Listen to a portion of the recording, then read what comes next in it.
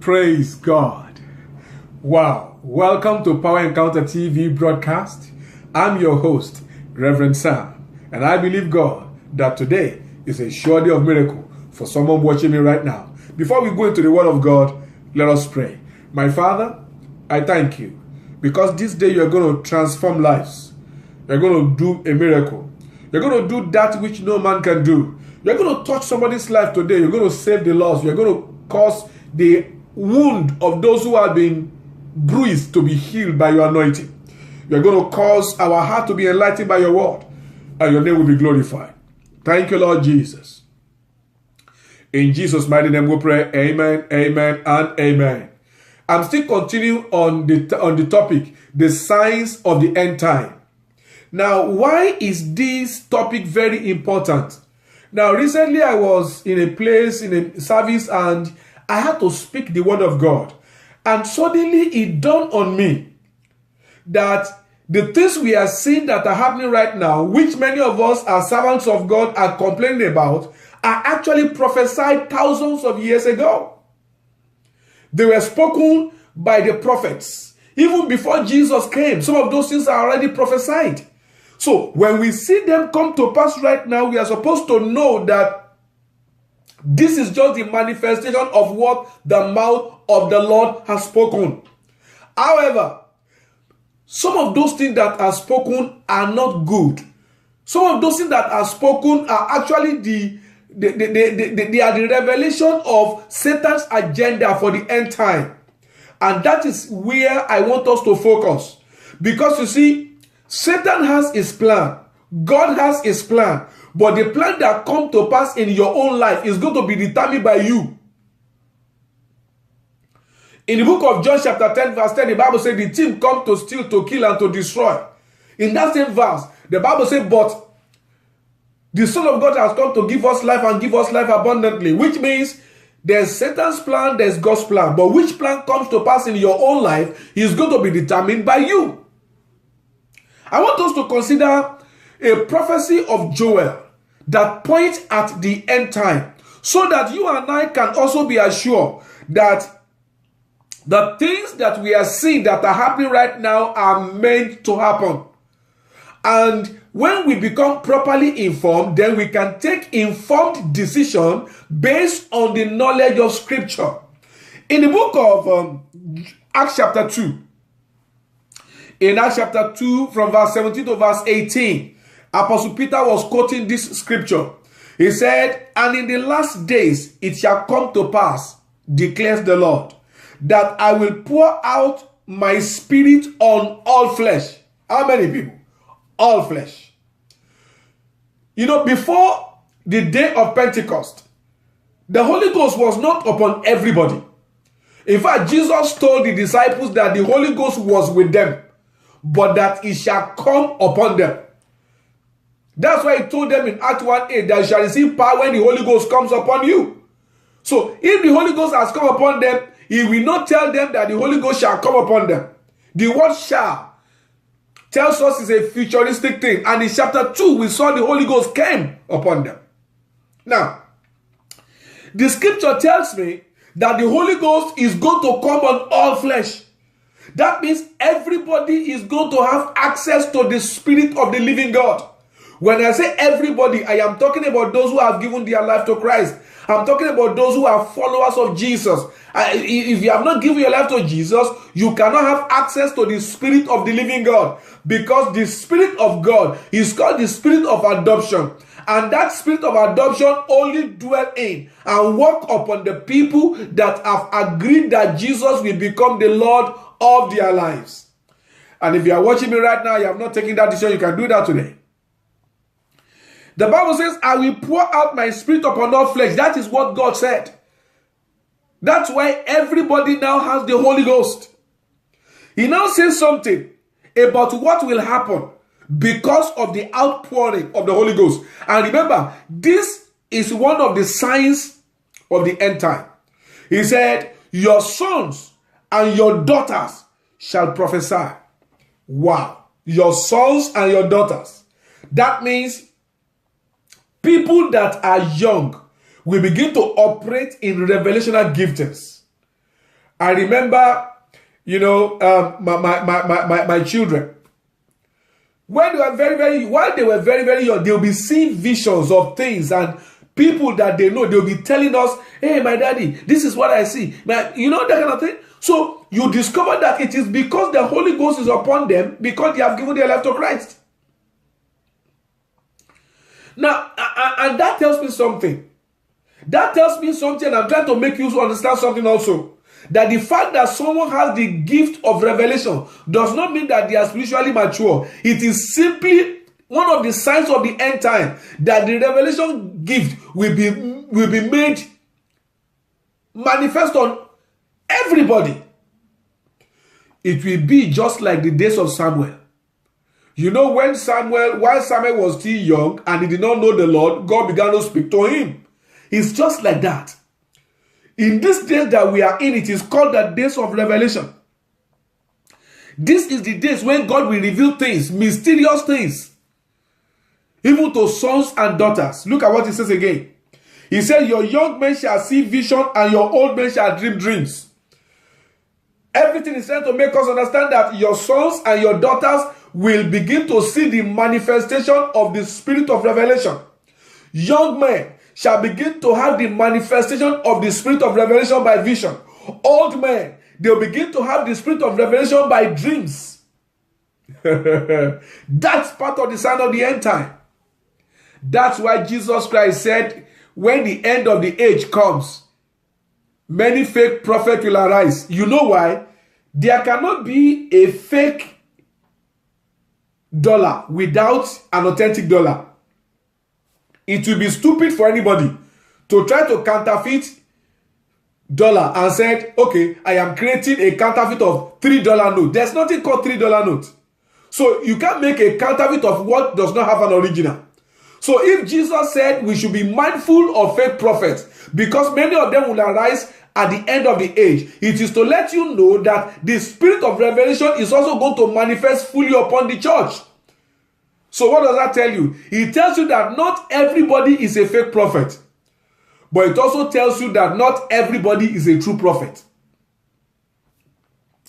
The Bible says, even on my male servants and my female servants, in those days will I pour out of my spirit, and they shall prophesy. Even slaves, God said, I will pour my spirit upon them.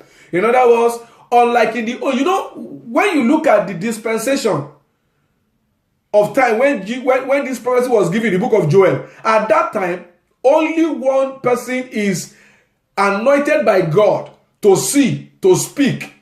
During the time of Samuel, he was the only prophet. During the time of Jeremiah, he was a major prophet. So God always pick one person and put his spirit upon that person, and the person will be seen for nations and people that come to him. But when God was beginning to reveal his end time plan, he said the days is going to come that the spirit of God will not only be upon one person, it will be upon all flesh. Yeah, that means you yourself as a child of God, you are in God's agenda for the spirit of revelation. But one of the things I discovered is that many of us do not believe in the anointing of God on our lives. When you see something, you don't believe until another person tells you. That's why the gift is not developing. You've got to know that this is part of the end time plan of God. That's why servants of God can easily flow in the prophetic. Even some people that flow in the prophetic, because they have been using it for a long time, they become mature in the use of the prophetic. That does not mean that they are spiritually mature. After administration, you can still see some of them that they get angry, they are full of malice, they are full of covetousness, they backbite, they slander other people, they speak evil about other servants of God, and yet the gift of prophecy, the gift of revelation is flowing through them. So, my dear people, God has declared that in these last days there shall be manifestation of the spirit of revelation. And therefore I pray for you today that in the name of Jesus, as many of you as are hungry The Lord asked me to release upon you grace. I hereby release grace upon your life. In the name of Jesus. There are many of you that have become blind in your spirit. You used to see things before, but now you don't see nothing again.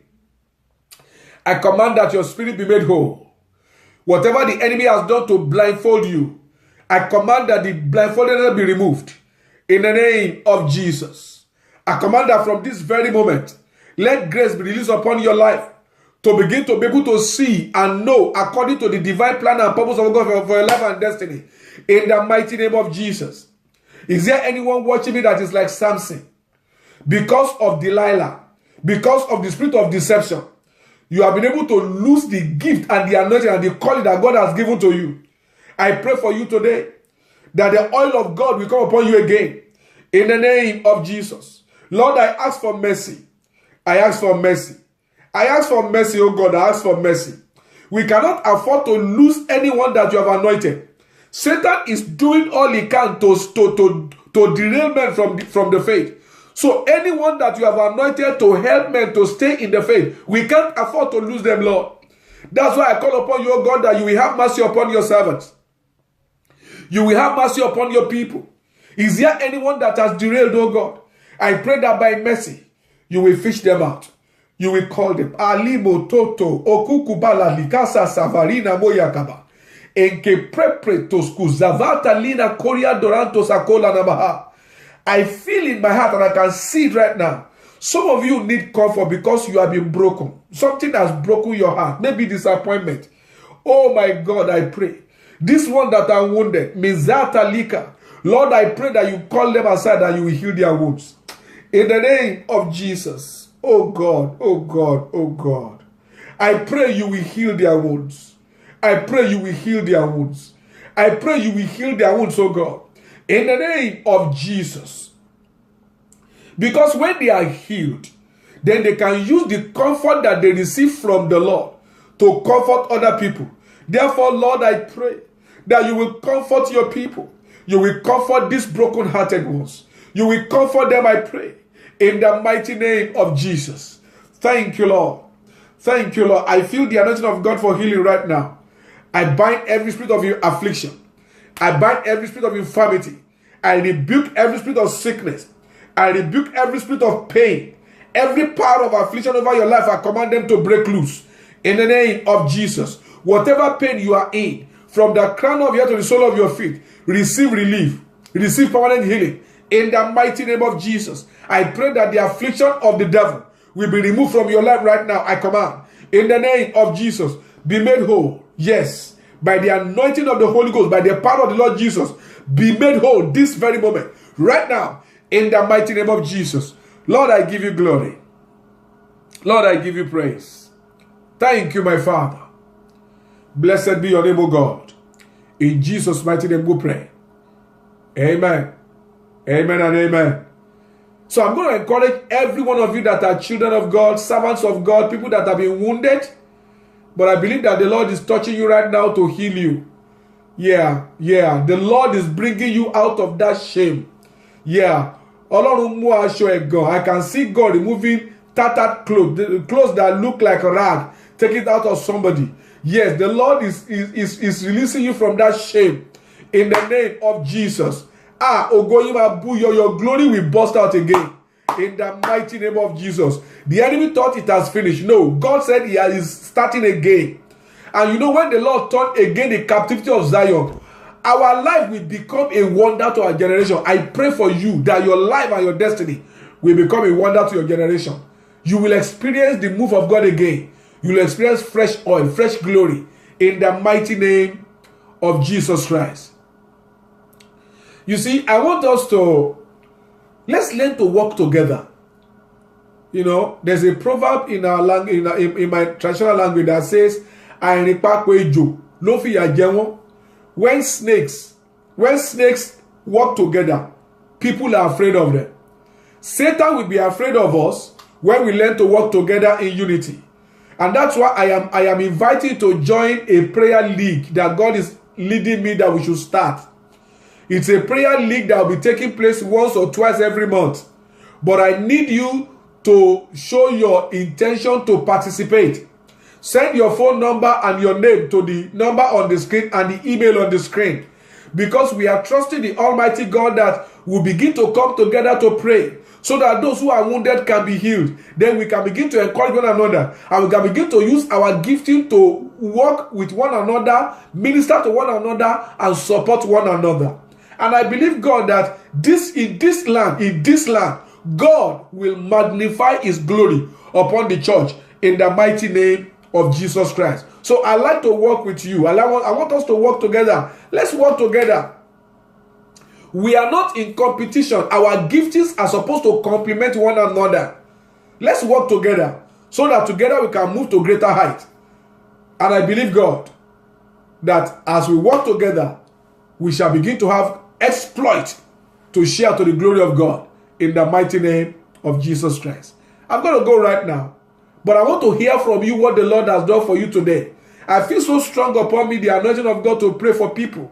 That's why I spent so long time to pray. Send me text message, send me an email. Let me know what God has done in your life. Let us rejoice together. I like to read your mail. I like to read your text messages. I like to read your letter. I like someone that is watching us to also trust God to do the same miracle that the Lord has done in your life right now. If the woman with the issue of blood never shared her testimony, we will not be able to use it to encourage someone else today. I want to use your testimony to encourage someone else. So I expect to hear from you. Until I come your way again next time, don't you ever forget that no matter what you have gone through in life, now that you are a child of God and you have made up your mind to come back to the Lord fully, I believe that the testimony of your destiny will be that you are wonderful because Jesus is real. I'll see you next time. God bless you. Bye-bye.